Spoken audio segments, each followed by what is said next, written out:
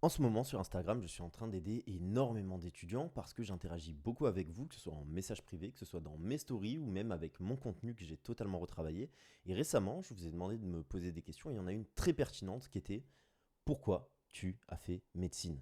Pour quelle raison tu as choisi la médecine? Et j'ai énoncé tout un tas de raisons, en fait, qui me semblaient bonnes de détailler et peut-être vous parler un petit peu plus, creuser en profondeur de qu'est-ce que ça représente vraiment, pourquoi, avec vous, parce que je trouvais ça super intéressant sous un format un peu podcast, un peu plus chill comme j'avais pu essayer de le faire auparavant. Donc voilà, on se retrouve, j'espère que vous allez bien. N'hésitez pas à me rejoindre sur Instagram d'ailleurs, vous qui êtes là. C'est Julien-GVNT maintenant, vous avez le lien en description. Ouais, j'ai changé de nom Instagram pour ceux qui le savaient. Et pour ceux qui ne le savaient pas plutôt. Et donc pourquoi en fait j'ai choisi médecine et pourquoi je suis médecin là à l'heure actuelle en huitième année de médecine. Qu'est-ce qui m'a poussé à faire ça? Qu'est-ce qui m'a poussé à travailler autant d'heures, à sacrifier autant de choses, que ce soit des relations, que ce soit des moments passés avec certaines personnes, que ce soit des heures et des heures et des heures et des heures et des heures investies que j'aurais pu en fait investir dans toute autre chose que j'aime peut-être même plus que la médecine. Parce qu'il est vrai que réviser, c'est pas tout le temps cool, hein, on est d'accord. Parfois c'est embêtant, parfois ça te fait mal aussi parce que tu vois pas les résultats.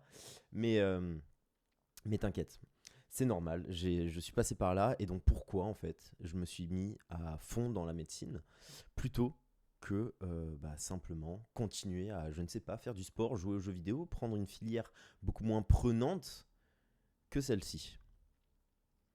Eh bien, avant d'y répondre, j'aimerais que tu saches aussi que la médecine, ça n'a pas toujours été quelque chose que je voulais faire. Si jamais tu me suis depuis un moment, tu sais que avant de rentrer en médecine, mon but, c'était d'être kiné. J'ai fait un stage de troisième chez un très très bon kinésithérapeute qui s'appelle Guillaume. Et quand j'ai fait ce stage de troisième, je pense que je suis la seule personne à qui le stage de troisième a vraiment bénéficié. Parce que pendant ce stage, je me suis éclaté.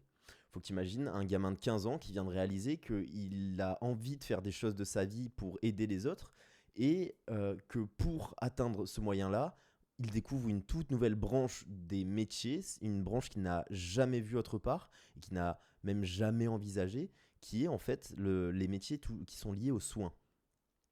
Et donc comment je suis venu à me prendre de passion par le soin de façon générale, que ce soit la kinésithérapie ou la médecine, on est dans le soin et c'est le fait de faire du bien aux autres qui m'avait attiré dans un premier temps. Eh bien, faut que tu saches que, comme je te l'ai dit, soit sur cette chaîne, soit même au début de cette vidéo, en fait, j'étais adolescent, quand j'avais, en fait, depuis même très très jeune, en fait, on va dire que j'ai une manette dans les mains. Depuis que j'ai 3 ans, c'est la première fois que j'ai eu une manette dans ma main et depuis ce jour, en fait, je suis tombé amoureux des jeux vidéo. Il faut que tu saches que ça fait maintenant plusieurs années que je ne joue quasiment plus, je joue très très peu. J'ai été un énorme joueur de Call of Duty. Tu peux retrouver d'ailleurs de façon archaïque et intentionnellement laisser en place des vidéos de moi en train de jouer à Call of Duty qui datent de 12, 13, 14 ans maintenant, ma première vidéo.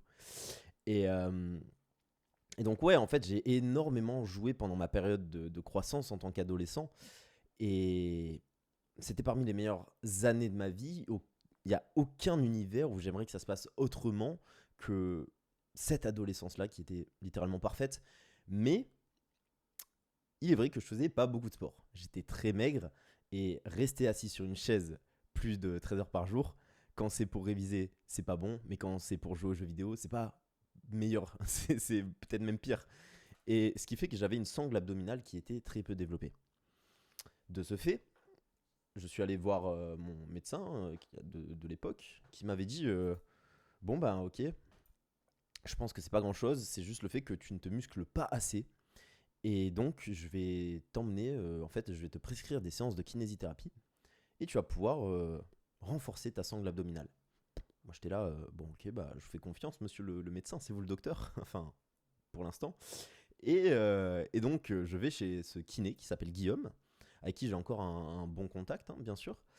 Juste à côté de chez moi, il faut que tu t'imagines que c'est le kiné fraîchement diplômé, tu vois. Diplômé depuis quoi, 4 5 ans. il a son cabinet dans un très bon quartier de Marseille.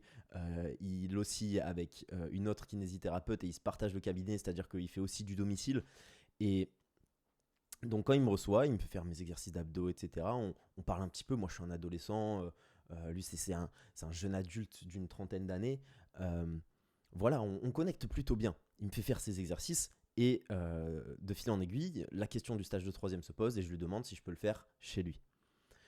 Après très peu de réflexion, il accepte et moi plutôt enjoué, du coup, je suis super content, je vais pouvoir découvrir le métier de la kinésithérapie.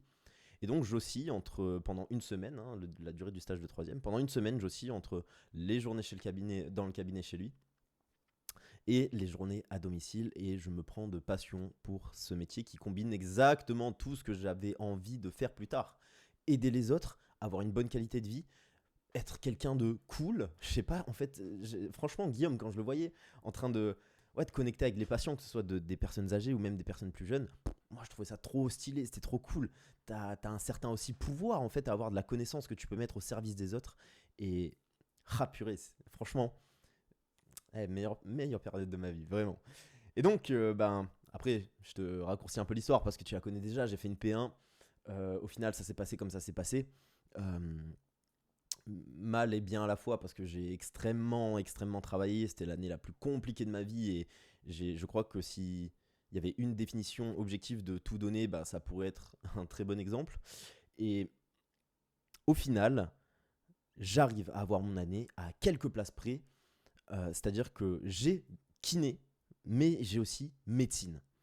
Donc là, le choix s'impose et en fait, pour une toute première raison, qui n'est pas la raison principale pour laquelle j'ai fait de médecine, mais peut-être la plus stupide, qui m'a poussé à choisir médecine plutôt que kiné, et que j'ai peut-être un peu regretté, tu vas vite comprendre, c'est que j'adore apprendre. J'adore apprendre un tas de trucs. Mais, en fait, est venu un moment pendant mes études où je me suis dit, mais non, mais en fait, c'est bon. J'ai assez appris, j'en ai marre d'apprendre. Surtout en cinquième année d'externat, où ça faisait des heures et des heures que je me coltinais des trucs imbuvables. J'étais, ah non, c'est bon, c'est bon la vie en fait. Si je veux apprendre des trucs, je peux le faire de mon côté sur les sujets qui me plaisent. J'avais pas besoin de la médecine. Mais bref, un des premiers sujets, des premières raisons pour lesquelles j'avais envie de faire médecine, c'était de pousser encore plus l'apprentissage que j'allais avoir du corps humain, de la science, en fait, qu'est-ce qu'on est en tant que tel, en tant qu'individu. Et il faut savoir qu'une des premières spécialités que je voulais faire, c'était la neurochir. Donc, si tu sais pas trop ce que c'est, en fait, c'est la chirurgie du cerveau. Et c'est littéralement, objectivement, hein, tout le monde peut se mettre d'accord là-dessus, la spécialité la plus compliquée, que ce soit à apprendre, à masteriser, mais aussi à exercer. Et parce que justement, j'étais quelqu'un de très extrême là-dedans, que je voulais sincèrement apprendre le plus de choses possible, me challenger toujours plus, je me suis dit, c'est bon, je vais finir neurochir, je vais être un putain de neurochirurgien, mec, je vais être le numéro 1 de mon domaine, et vas-y, ça va péter en fait. Ça va péter. Mais non, en fait, très rapidement, j'ai réalisé que la neurochir, c'était pas pour moi, pour plusieurs raisons. Déjà, la raison pour laquelle je voulais faire neurochir, c'était que je voulais, en fait, en savoir le plus possible sur le corps humain, parce que je pensais que la réponse à la question fondamentale que je me posais à l'heure actuelle, qui était en fait, qu'est-ce qu'on est, j'allais pouvoir la trouver dans un livre, dans une connaissance matérielle. Parce que le cerveau, c'est potentiellement l'organe le plus proche de notre conscience possible, si jamais celle-ci existe et est déterminée par, je sais pas, quelque chose, un influx nerveux ou même que sais-je, quelque chose de métaphysique. Et j'allais me dire que, ok, en fait, si je connais le cerveau sur le bout des doigts, j'aurai la réponse de qu'est-ce que je suis. Et est-ce que j'étais prêt à en payer le prix, c'est-à-dire réviser pendant des heures, exercer une spécialité super compliquée? Eh bien, au début, ouais, jusqu'au moment où j'ai réalisé que c'était pas la solution. En fait, cette réponse-là, c'était pas une réponse que j'allais trouver un mardi après-midi en train d'opérer quelqu'un. Non, cette réponse-là, j'allais la trouver au fur et à mesure de ma vie. Et de là, la neurochirurgie n'a plus fait aucun sens pour moi, pour la simple et bonne raison que je ne suis pas quelqu'un qui vit pour la médecine, je ne vis pas pour ma spécialité, je ne vis pas pour mon métier. Il y a beaucoup de médecins qui vivent pour leur métier et c'est totalement admirable, mais je ne fais pas partie d'eux. C'est mon métier qui fait partie de moi, quelque part. Et puis ouais, j'étais pas du tout prêt à encaisser en fait cette charge de travail parce qu'en fait, ça allait juste plus m'éloigner de la réponse quelque part de qui je suis, plus que ça allait de m'en rapprocher. Donc, c'était, entre guillemets, la première erreur que j'ai faite de débutant. Mais il n'empêche que j'ai quand même fait médecine parce que j'adore apprendre. Ça ne bouge pas. Je suis quelqu'un de très curieux. J'aime beaucoup me renseigner sur énormément de sujets.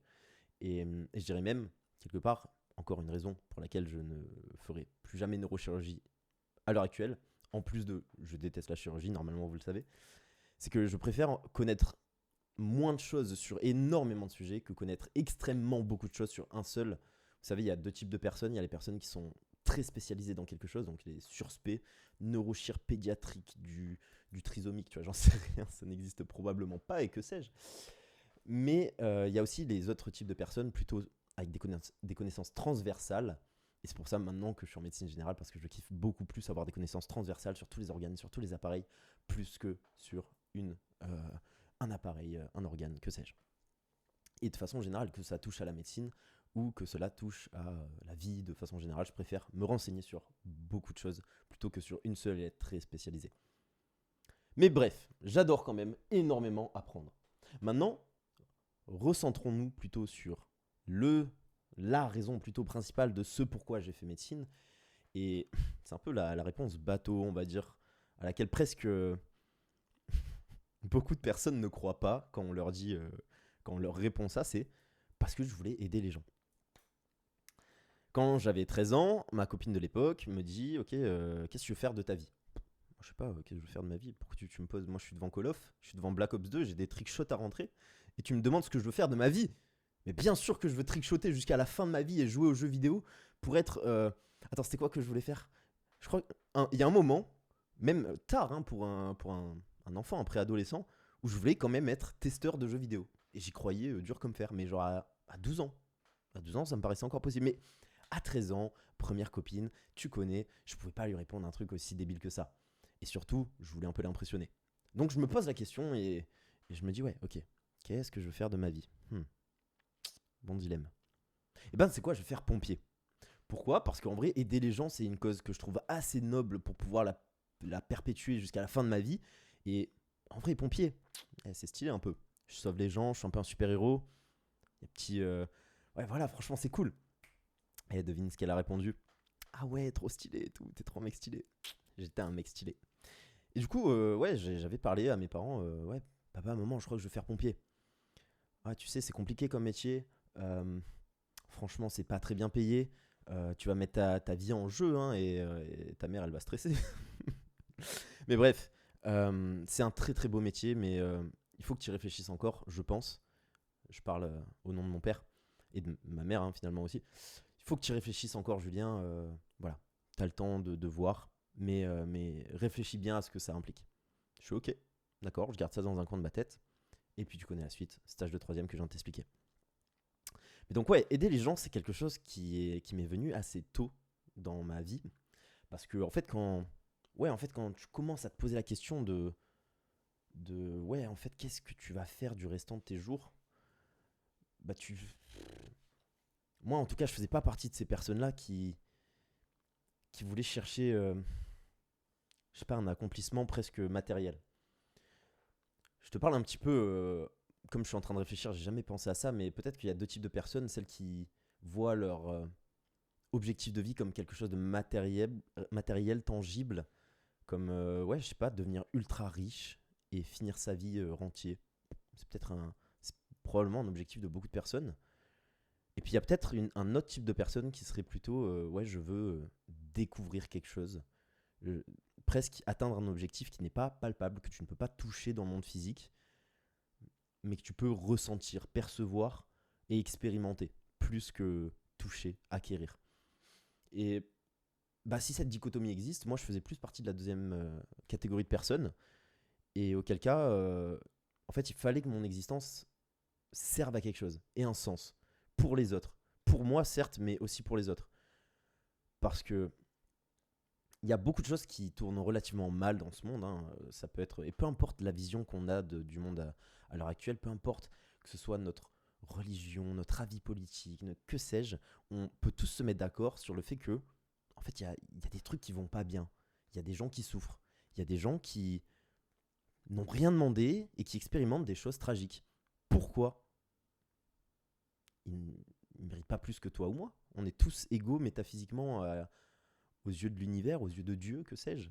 Et pourtant, certaines personnes souffrent plus que d'autres, certaines personnes ont moins de chance que d'autres quand ils arrivent dans ce monde, factuellement.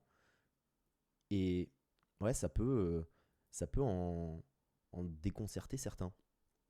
Eh bien, dont moi. Je pense sincèrement que, voilà, avec mon existence, pour lui donner du sens, il fallait que j'apporte un peu de bien, au moins un peu, que je puisse aider les gens, un minimum, pour, je sais pas, ouais, rendre mon existence un minimum cohérente et utile. C'est-à-dire que si le monde allait pas trop bien avant que j'arrive, bah j'aimerais bien qu'il aille un peu mieux après que je sois venu. Et que peut-être, ça c'était mon objectif vraiment ultime avant, et je le conserve un peu, mais je le sacralise beaucoup moins, mais peut-être même inspirer les gens sur plusieurs générations à le faire.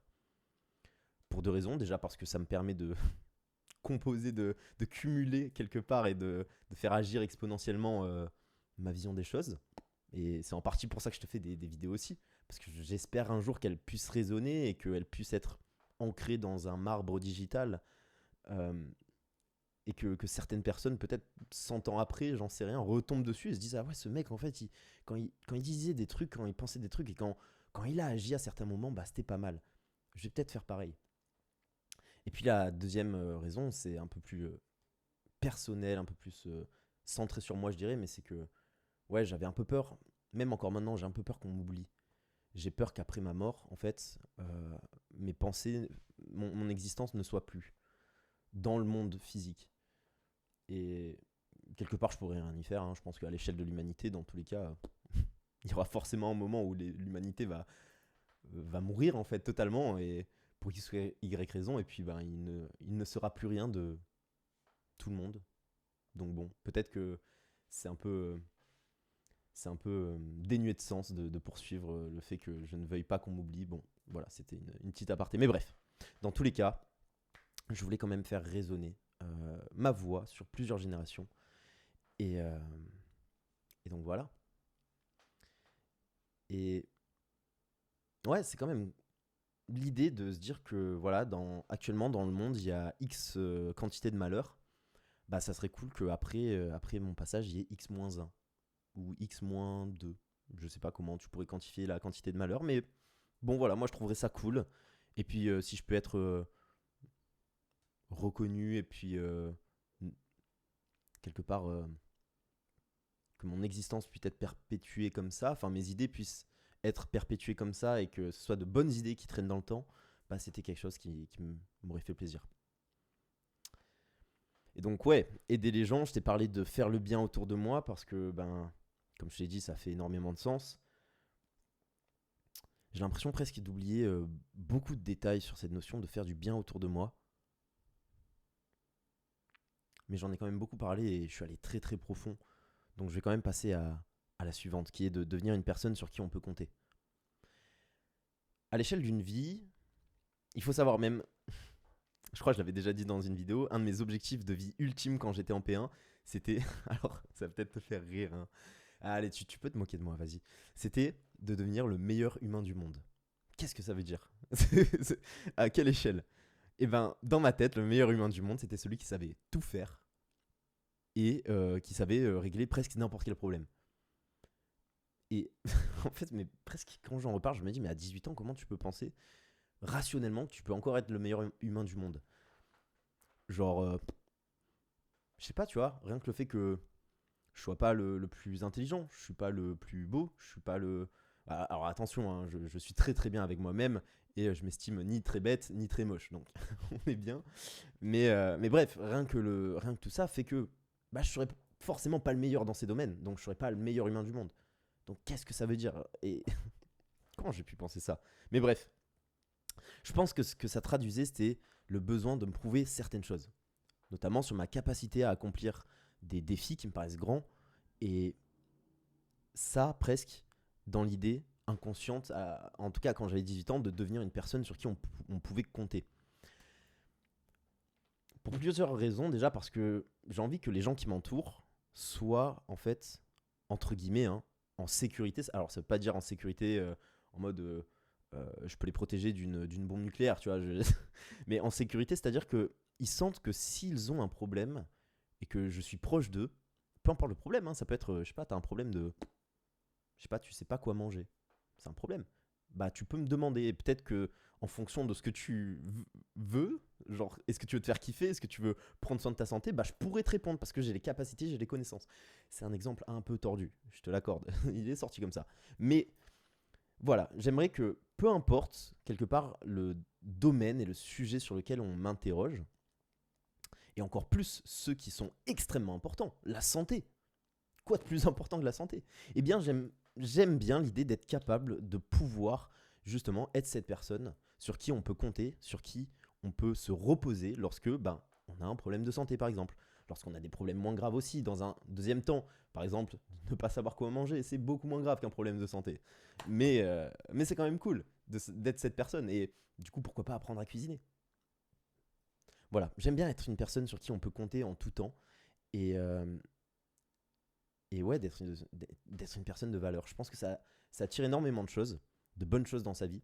Ça attire des bonnes personnes. euh, à l'échelle de moi, de ma famille que j'ai actuellement et celle que je compte construire peut-être avec quelqu'un, enfin en tout cas je l'espère, c'est aussi quelque chose de très important.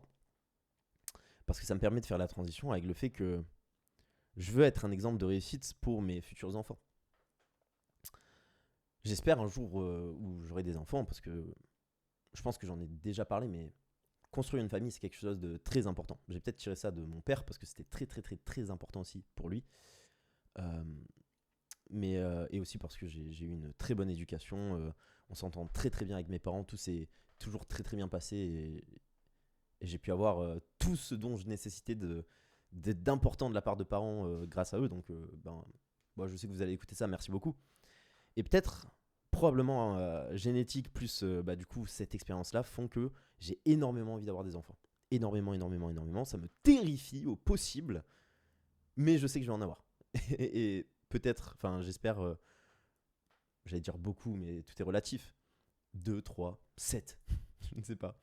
Mais bref, si j'ai les moyens et le temps euh, et l'envie surtout, et que ça coïncide avec madame, bien sûr, bien sûr, bien sûr. Mais bref, j'aime l'idée d'avoir des enfants. Et parce que j'aime l'idée d'avoir des enfants, je ne peux pas me permettre d'être quelqu'un qui entreprendrait de mauvaises actions que je n'aimerais pas qu'il répète. Et donc, il y a même, ça me fait penser, il y a même un cours que j'avais fait pour mes premiers élèves que j'avais accompagnés en début 2024, quand ça s'appelait non pas la Régène, mais MCP. C'était une notion, c'était qu'est-ce que ferait, qu'est-ce que ton fils ou ta fille, mince, j'ai plus le titre exact, mais en gros, qu'est-ce que t'aimerais que ton fils ou ta fille fasse s'il était à ta place? Un truc comme ça, en gros. Et dedans, je parlais de l'épigénétique.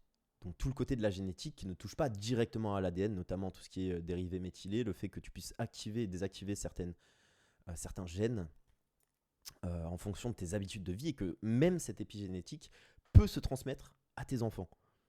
C'est-à-dire que tes actions de maintenant, physiquement, comme bien sûr presque métaphysiquement aussi, mais physiquement, parce que lorsque tu n'as pas la flemme de faire quelque chose, enfin plutôt que tu as la flemme de faire quelque chose et que tu le fais quand même, il y a des choses qui bougent en toi physiologiquement à l'échelle de ton cerveau et aussi de tes cellules, de ton ADN, et que tu peux le transmettre à tes enfants, je sentais que j'avais le devoir, et je sens encore que j'ai le devoir, de me dépasser pour que, vas-y, ça va être mes enfants, ils vont être putain de boostés en fait. Ils vont avoir, enfin j'espère en tout cas, je leur souhaite une existence putain de boostée. Et pour ça, ça se prépare maintenant. Parce qu'il y a la génétique que je n'ai pas choisie et dont je ne me plains absolument pas. Je suis très bien avec moi-même, je suis très bien avec mes gènes. Laissez-moi mes gènes. Je ne suis pas parfait. Il y a plein de choses que j'aimerais changer chez moi.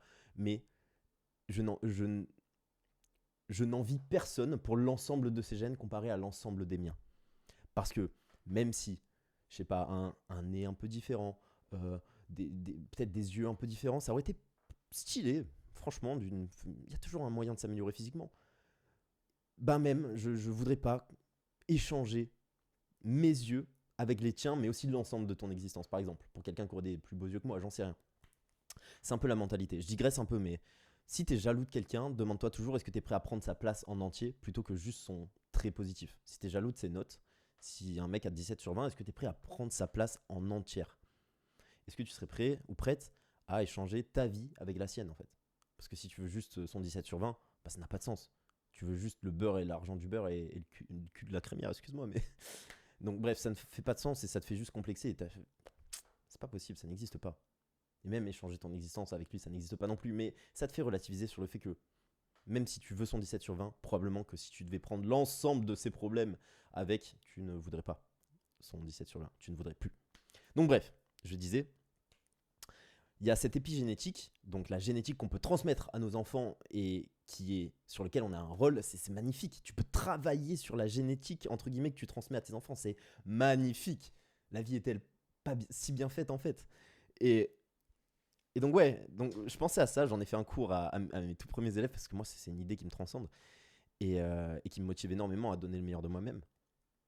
Et donc, ouais, j'ai ce devoir-là d'être une personne sur qui on peut compter parce que je vais être un exemple de travail de réussite pour mes enfants, parce qu'il y a l'épigénétique qui est quelque chose qui existe, aussi parce que physiquement mon travail de maintenant va s'accumuler. Ah, alors attends, bouge pas, il y a quelqu'un qui sonne.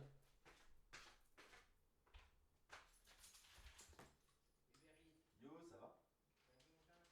Ça va, je tourne une vidéo, je te laisse tranquille. Bisous. Hop.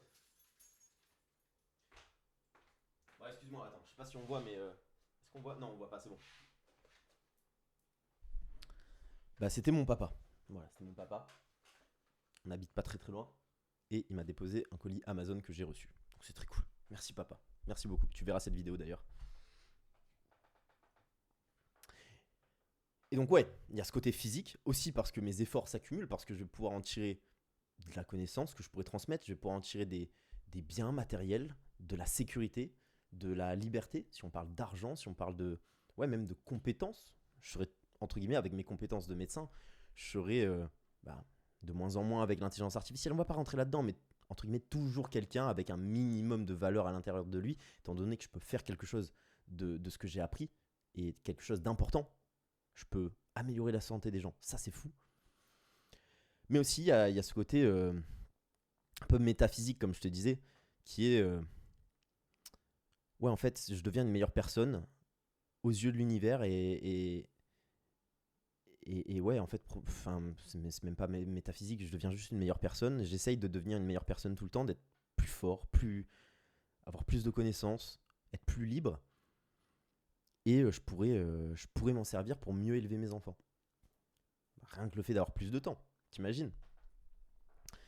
Il y aura peut-être un jour où je bénéficierai de 100% de mon temps pour élever mes enfants. Et ça serait magnifique. Ça serait magnifique.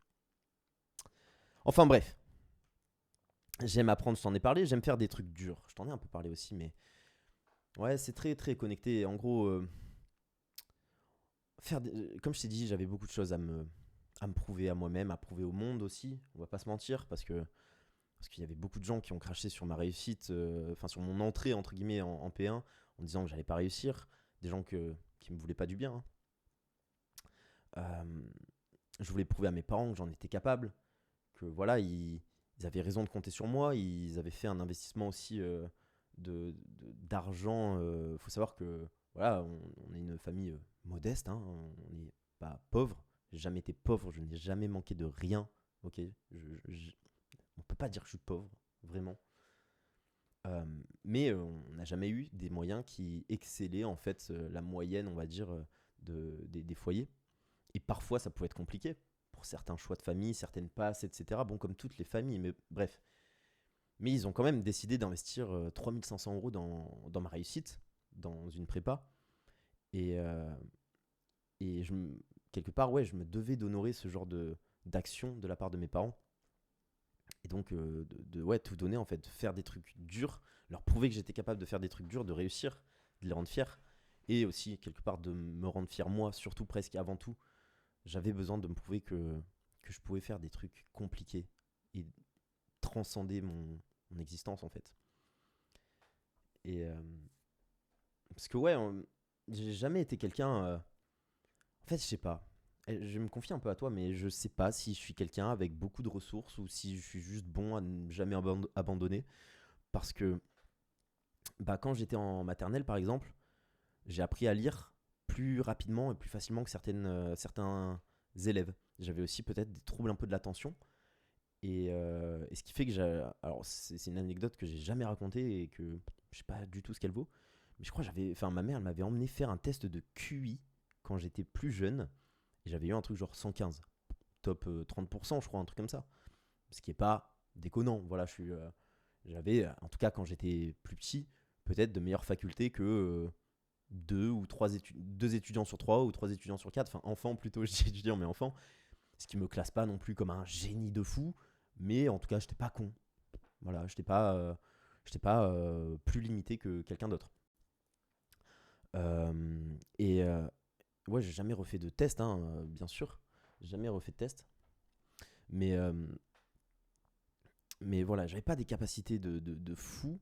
Enfin, en tout cas, sur le papier, j'avais pas des capacités hors normes. Mais moi, je sais pas, il y a des fois, j'ai l'impression que ma plus grande capacité, en fait, c'est juste ma discipline et c'est juste de jamais abandonner. Parce que quand je vois tous les efforts que j'ai fait en P1, que même quand ça payait pas, quand j'étais là, que je me tapais encore des 8, des 10, des 12, alors que je travaillais 13, 14, 16 heures, et la réponse à ça, c'était que je travaillais comme du n'importe quoi, et que travailler autant, c'était même délétère pour moi. Mais tu vois, je me dis, purée, n'importe qui aurait travaillé avec autant d'envie, etc. Bon, il lui aurait fallu une meilleure méthode aussi, mais je pense qu'il aurait eu des meilleures notes que moi, hein. Donc ouais, je sais pas trop. Je pense que j'avais besoin de me prouver quand même que ouais, j'étais pas bête, j'étais pas un incapable et, euh, et ouais, il fallait que je fasse un truc dur. Du coup, j'ai fait une première année. Mais bref. Et ouais, j'aime faire des trucs durs et j'aime devenir meilleur, comme je te l'ai dit. J'aime beaucoup progresser. Je pense qu'on meurt, en tout cas, quand on arrête de progresser dans sa vie.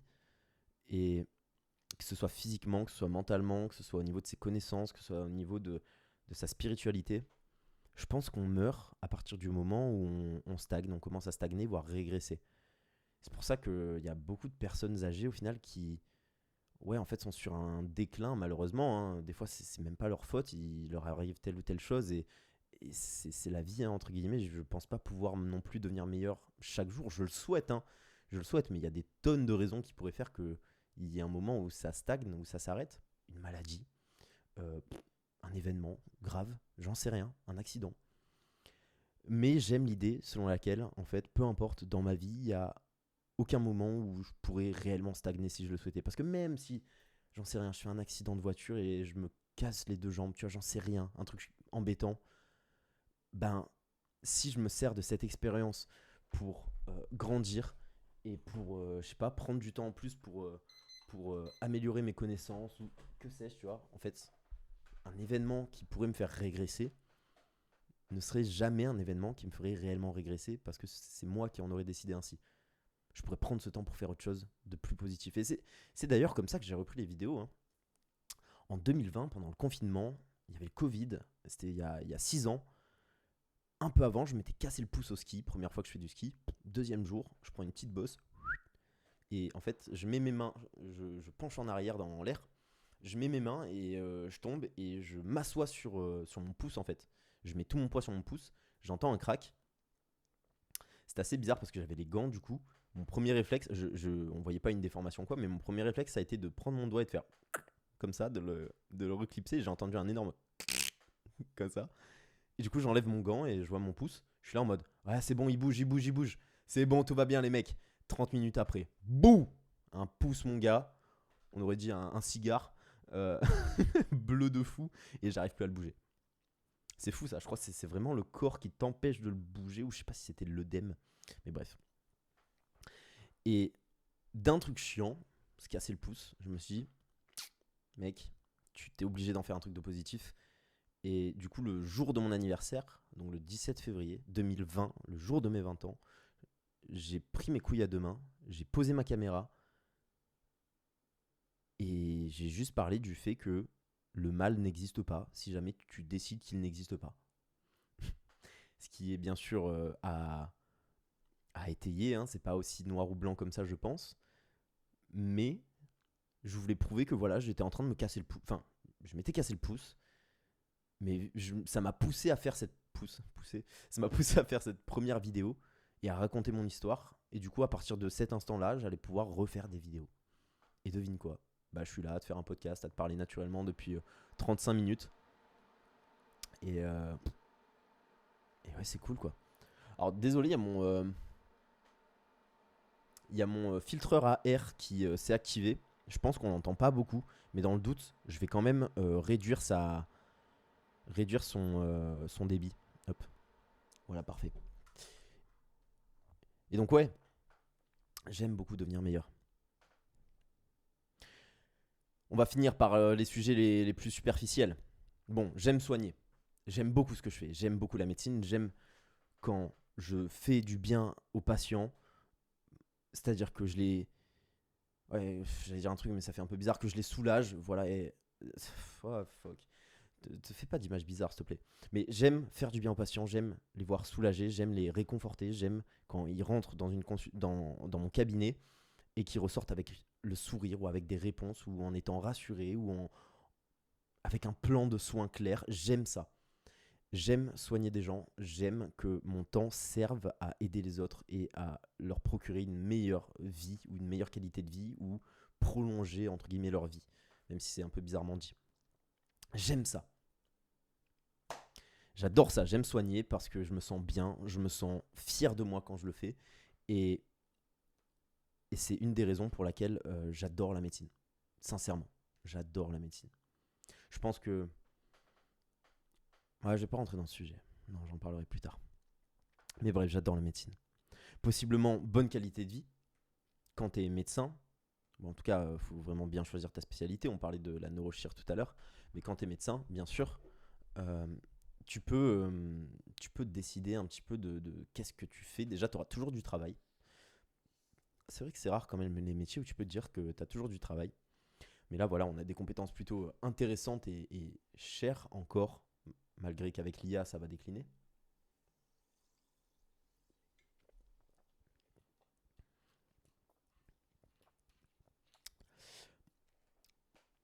Et ouais, tu peux choisir un petit peu, enfin même pas un petit peu, totalement normalement, ta façon d'exercer. Est-ce que tu veux rester à l'hôpital et agir un peu comme un salarié, avec un salaire qui est peut-être moins important, mais beaucoup moins aussi de gestion administrative, de problèmes, etc. Est-ce que tu veux être ton propre patron, avoir ton cabinet? Est-ce que tu vas avoir ta propre clinique, faire de la chirurgie? Tu peux globalement choisir ta qualité de vie en tant que médecin et globalement toujours avoir un salaire plus haut que la moyenne. Globalement, c'est pas proportionnel parce que bah, ça reste que mon avis, mais si ça devait être proportionnel pour moi, tous les médecins devraient être minimum à 10 000 euros par mois pour 35 heures. Minimum, minimum. Mais je sais que c'est quelque chose qui peut parfois choquer les gens quand je dis ça. Je suis aussi peut-être un peu biaisé parce que je suis médecin et que je sais exactement tous les risques, toutes les galères, etc. qu'on encourt pour en arriver à ce stade. Mais bref, vous pouvez avoir un avis différent. Hein. Si vous avez un avis différent, n'hésitez pas. Il y a les commentaires, il n'y a aucun problème. On débat. J'écoute, j'adore les avis différents. Vraiment, j'adore les avis différents. Alors allez-y, bombardez-moi. M'insultez pas, de préférence. C'est mieux s'il y a du respect, mais, mais comme ça, on peut débattre plus facilement et plus sereinement. Mais ouais, la qualité de vie, c'est quand même quelque chose d'important pour moi. Comme je t'ai dit, pour l'aspect famille, j'ai besoin d'avoir du temps libre. J'ai besoin de bien gagner ma vie, d'avoir suffisamment de ressources pour me sentir libre, en sécurité, moi et ma famille. C'est-à-dire que, un truc tout bête, hein, mais certaines personnes vont peut-être pouvoir relater, on va dire, avec les tensions actuelles. Mais s'il y a une guerre qui pète, tu fais quoi en fait? Eh bien, moi je te dis que si je suis médecin et que je sais pas, ouais, je gagne bien ma vie, 5, 10 000 euros, 20 000 euros par mois, 100 000 euros par mois, j'en sais rien, non, c'est pas la médecine qui va m'apporter 100 000 euros par mois, je pense. Mais bref, admettons, je gagne très très bien ma vie. Bah, s'il y a une guerre, je prends un jet privé, je me casse avec ma famille. Maintenant, ça c'est pas possible pour l'humain moyen. Mais voilà, s'il y a une guerre, je me, je prends mon jet privé. Tu vois, s'il y a vraiment des bombes qui commencent à arriver sur Marseille, hein, la ville où je vis, du jour au lendemain, je book un jet privé et je me casse. Si c'est possible, hein, bien sûr. Ou alors, mais même, dans tous les cas, si tu as de l'argent, tu, c'est beaucoup plus simple de t'expatrier ou d'aller à un endroit plus safe. Et j'ai besoin, pour ma stabilité, pour vraiment en fait me sentir bien et en harmonie quand même avec la vie que je vis, j'ai besoin d'avoir cette capacité-là de me dire, ok, si jamais il arrive le pire, ben je peux prendre les gens qui m'importent avec moi et on peut se tailler autre part. Où c'est peut-être, il fait peut-être meilleur vivre, où il y a peut-être moins de tension. En fait, j'ai besoin de pouvoir mettre les gens que j'aime en sécurité. C'est non négociable. C'est vraiment non négociable. Et bref, j'ai un peu digressé, mais ça fait partie de la qualité de vie, tu vois. Ça fait partie de ce genre de truc. Euh, L'argent en tant que tel, je m'en fous un peu. Je vais te le dire. Posséder beaucoup de trucs, avoir un chiffre sur mon compte en banque, un peu rien à faire, tu vois. J'ai jamais été trop attiré par les trucs de luxe. C'est d'ailleurs même pas le premier truc dans lequel j'investirais si jamais j'avais beaucoup d'argent.